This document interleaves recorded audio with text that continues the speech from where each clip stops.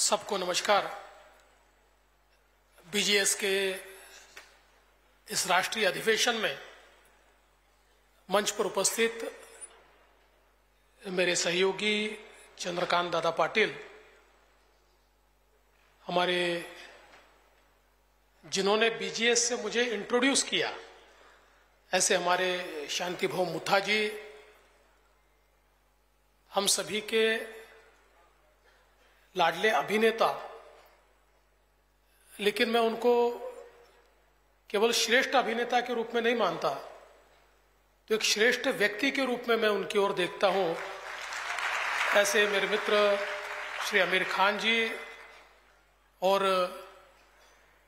पानी फाउंडेशन में उनके साथ काम करने वाले हमारे भाई सत्या जी, मंच पर उपस्थित आदरणीय वल्लभ भंसाली जी, मेरे सहयोगी प्रशांत बम्ब जी, माधुरी मिसाल, राजेश मेहता जी, राजेश जैन जी, नरेंद्र जैन जी, कनन मोदगलिया जी, प्रफुल्ल पारक जी, राजेंद्र लुणकर जी, नंदकिशोर सांखला जी, हमारे विधानसभा के सहयोगी भीमराव अण्णा तापकीर, सुनील जी कांबळे, योगेश जी टिळेकर, परिणय जी फुके, मंच पर उपस्थित श्री बाबा मिसाल जी, राहुल शिवाड़े जी, प्रवीण चोरबले जी, सभी मंचासीन महानुभाव और यहां पर उपस्थित सभी बहनों और भाइयों, सबसे पहले पूरे भारत से यहां पर पधारे हुए भारतीय जैन संगठन के सभी पदाधिकारियों का, सदस्यों का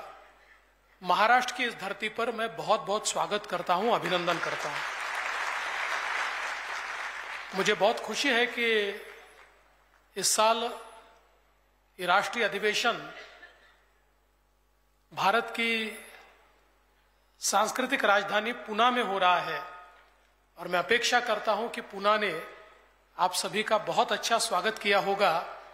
वैसे भी हमारे शांति भाव जहां होते हैं वो मैनेजमेंट गुरु है, तो उनका मैनेजमेंट तो अच्छा ही होता है, तो निश्चित रूप से ये कार्यक्रम भी बहुत अच्छे तरीके से संपन्न हुआ होगा। मैं हमेशा जब हमारे जैन समाज के कार्यक्रम में जाता हूं तो मैं इसलिए खुश होता हूं और मैं हमेशा कहता हूं कि ये केवल एक समाज का कार्यक्रम नहीं है, ये भारत के जीडीपी का कार्यक्रम है।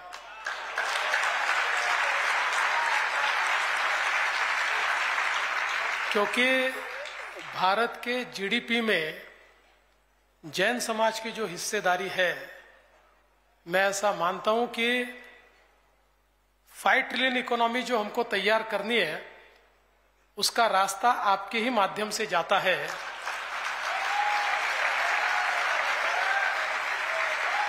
लेकिन इसमें सबसे महत्व की बात यह है कि जो भगवान महावीर जी ने जो हमें तत्व दिए, हमारे जो तीर्थंकरों ने हमको तत्व दिए, उन तत्वों में सिर्फ लेना नहीं है, उसमें लेने से ज्यादा देना है। और जैनों ने इस तत्व को हमेशा एक प्रकार से कार्यान्वित किया है और इसलिए हमारा जैन समाज जितना कमाता है उससे ज्यादा देना जानता है और इसलिए देने वालों में हमारे जैन समाज का नाम आता है।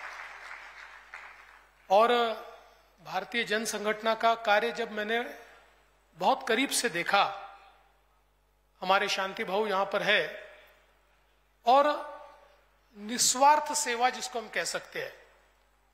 देखिए, हम हमेशा कहते हैं कि पश्चिमी तत्वों में और हमारे तत्वों में अंतर क्या है, तो पश्चिम के तत्व, पश्चिम के मूल्य, ये सर्वाइवल ऑफ द फिटेस्ट की बात करते हैं।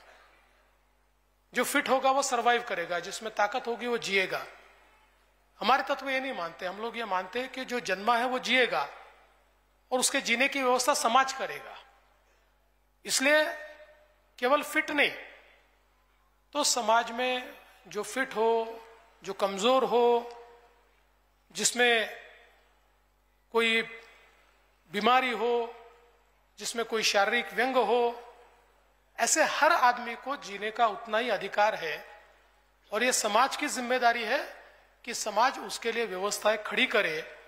इन तत्वों को मानने वाले हम सब लोग हैं और इन तत्वों को यथार्थ में लाने का काम अगर कोई करता है तो हमारी भारतीय जैन संगठना करती है, ये मैं यहां पर कहना चाहता हूं। चाहे फिर वो हमारे आत्महत्याग्रस्त किसानों के बच्चों की शिक्षा का विषय हो, चाहे वो पानी का विषय हो, चाहे वो मूल्यवर्धन का विषय हो, ये हर विषय अपने आप में ऐसा है जो समाज निर्माण का काम करता है। और पानी के काम में तो मैं ऐसा मानता हूं कि हमारे आमिर जी ने और हमारी भारतीय जन संगठना ने, हमारे शांति भाव ने जो काम किया है, ये एक प्रकार से बहुत ही प्रवर्तक इस प्रकार का काम है, बहुत ही सुंदर इस प्रकार का काम है। क्योंकि एक ये होता है कि कोई संगठन जाकर कहीं कोई काम कर देता है तो काम तो हो जाता है, लोगों को सुविधाएं भी मिलती है, लेकिन उसका महत्व नहीं होता। जैसे अंग्रेजी में हम लोग कहावत में बोलते हैं कि किसी को मछली पकड़कर खिलाने की जगह उसे अगर मछली पकड़ना सिखाए तो जिंदगी भर खा सकता है।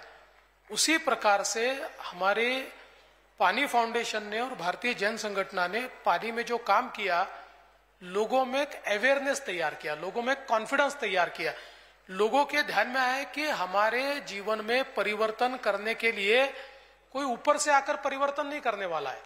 हमारे जीवन में केवल सरकार आकर परिवर्तन नहीं करने वाली, हमारे जीवन में हम परिवर्तन कर सकते हैं, वो शक्ति हम में है। उस शक्ति को जागरूक करने का काम ये भारतीय जन संगठना ने और हमारे पानी फाउंडेशन ने किया। इसलिए आज गांव में जब हम लोग जाते हैं तो गांव का बच्चा भी जब हमको वाटर साइंस पढ़ाता है, पानी के बारे में बताता है, तो मैं ऐसा मानता हूं कि जिस गांव में इस प्रकार से पानी के बारे में अवेयरनेस तैयार होता है, वो गांव कभी अकाल की ओर जा ही नहीं सकता। वो गांव हमेशा पानी से युक्त और एक प्रकार से सुजलाम सुफलाम रहता है। और ऐसे हजारों गांवों में लोगों का कॉन्फिडेंस खड़ा करने का काम ये आज भारतीय जन संगठना ने यहां पर किया है, हमारे पानी फाउंडेशन के माध्यम से आमिर जी ने यहां पर किया है। और हमेशा ये लोग इस कार्य में उसका श्रेय मुझे देते हैं। मेरा अगर कोई श्रेय होगा तो मैंने अपना नारा लगाया, आप आगे बढ़ो हम आपके साथ हैं, इतना ही मेरा श्रेय है।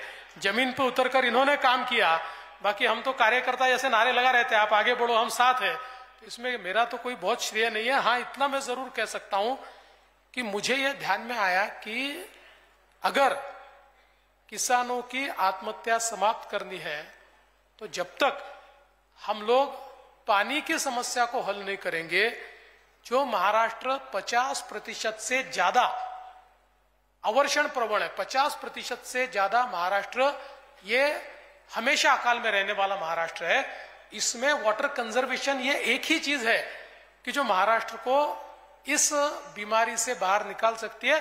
और इसलिए इस मूवमेंट को हमने आगे बढ़ाया और मुझे बहुत खुशी है 2020 में केंद्र सरकार ने पूरे भारत का एक वाटर टेबल का रिपोर्ट जारी किया और उस रिपोर्ट में देश में बड़ी अलार्मिंग सिचुएशन थी। देश के सारे राज्यों में वाटर टेबल नीचे गया था और महाराष्ट्र केवल एक अकेला ऐसा राज्य था जिसमें वाटर टेबल ऊपर आया था।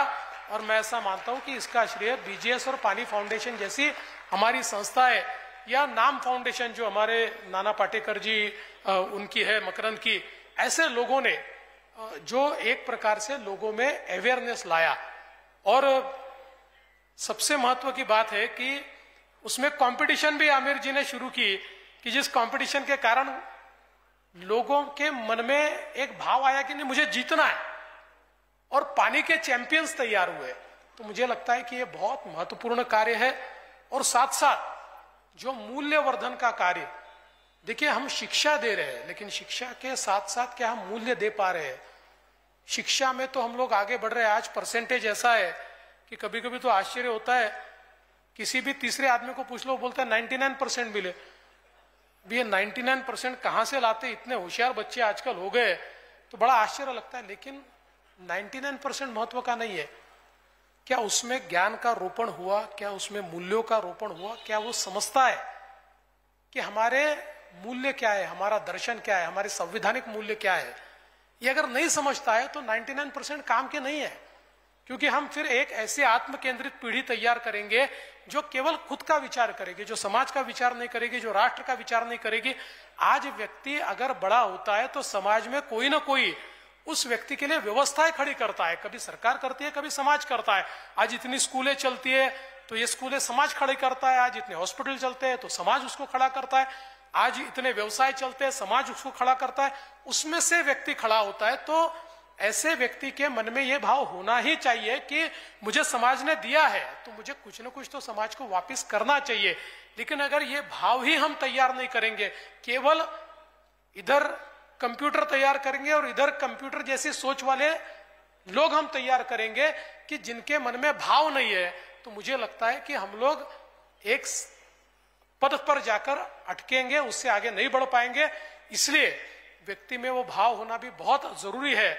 आर्टिफिशियल इंटेलिजेंस तो आवश्यक है ही, लेकिन उसके साथ साथ जो एक ह्यूमन इंटेलिजेंस है, उसके साथ साथ जो एक ऑर्गेनिक इंटेलिजेंस है, ये भी बहुत महत्वपूर्ण है। वो अगर खो गया तो आर्टिफिशियल इंटेलिजेंस किसी काम का नहीं है। ये समझकर हम लोगों को मूल्यों का रोपण करना पड़ेगा।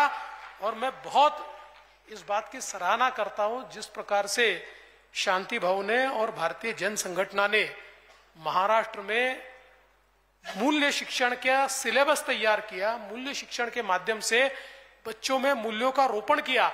और इसका परिणाम हमने देखा कि हमारे महाराष्ट्र की, आप हम लोग तो जानते हैं, सरकारी स्कूलों से बच्चे बाहर जाते हैं, प्राइवेट स्कूलों में जाते हैं।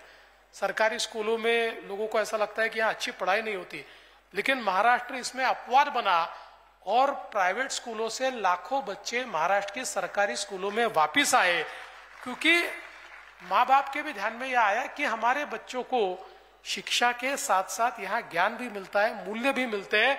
और हमने एक बात निश्चित रूप से उसमें ये स्थापित की कि मूल्य कौन से होने चाहिए। तो हमारे शाश्वत मूल्य तो होने चाहिए, लेकिन उसके साथ साथ सबसे महत्वपूर्ण है हमारा संविधान।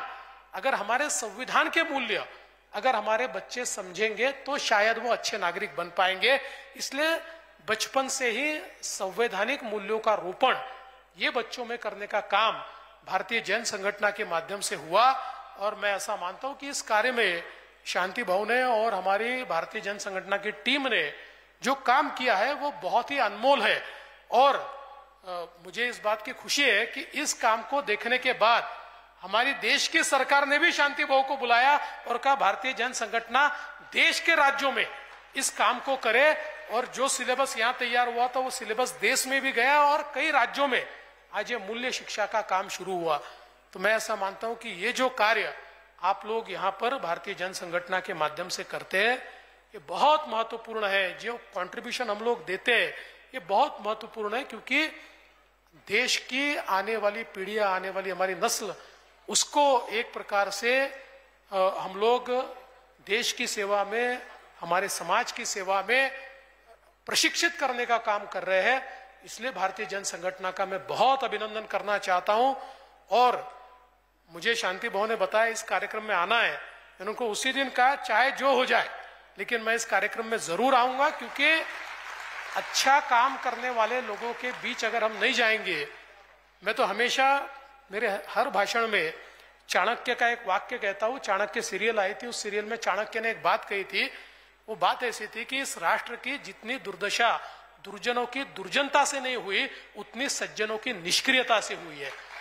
इसलिए जहां जहां सज्जन शक्ति है वहां वहां जाकर सज्जन शक्ति को प्रोत्साहित करना, सज्जन शक्ति के पीछे खड़ा होना, यह हमारा फर्ज है। उस फर्ज को निभाने के लिए मैं यहाँ पर आया हूँ। आप इसी प्रकार से काम करते रहिए। आपके पीछे पूरी शक्ति के साथ, पूरी ताकत के साथ हम खड़े हैं और हम लोग नारा लगा रहे। आप आगे बढ़िए, हम आपके साथ हैं। बहुत बहुत धन्यवाद। जय जिनेंद्र।